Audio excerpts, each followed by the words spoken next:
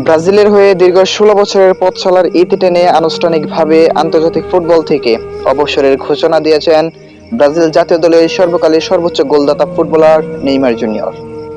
২০২৬ FIFA বিশ্বকাপে হতাশামূলক একটি আসর তারা পার করেছেন।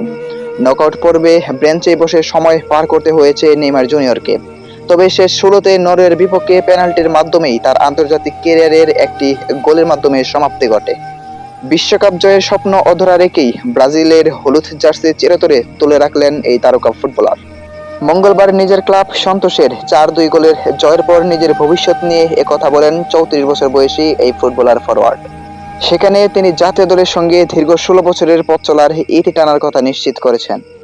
জাতীয় দলকে বিদায় জানানোর ঘোষণা দিয়ে নেইমার বলেন, জাতীয় দলের সঙ্গে আমার পথ চলা শেষ।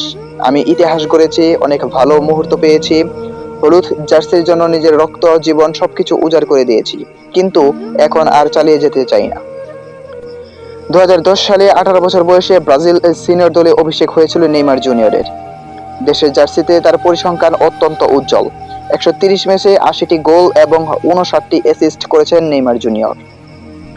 বিশ্বকাপ ট্রফি এবং কোপা আমেরিকা শিরোপা জেতার আক্ষেপ নিয়েই দেশের জার্সি গায়ে তার অধ্যায়ের সমাপ্তি ঘটাতে হচ্ছে।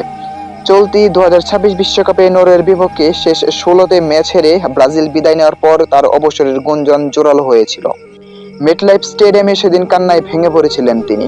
সেই ম্যাচটি হয়ে রইল তার ১৬ বছরের আন্তর্জাতিক ক্যারিয়ারের শেষ অধ্যায়।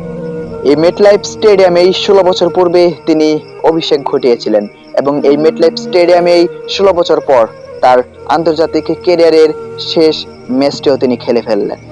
জাতীয় দল থেকে অবসর নেওয়ার পর নেইমারের এখন সম্পূর্ণ মনোযোগ ক্লাব ফুটবলে। তবে ব্রাজিলের জার্সি গায়ে তাকে আর মাঠে দেখা যাবে না, এটা তিনি নিশ্চিত করে দিয়েছেন। জিহাদুল্লাহ রিয়াদ, স্পোর্টস টাঙ্গাইল।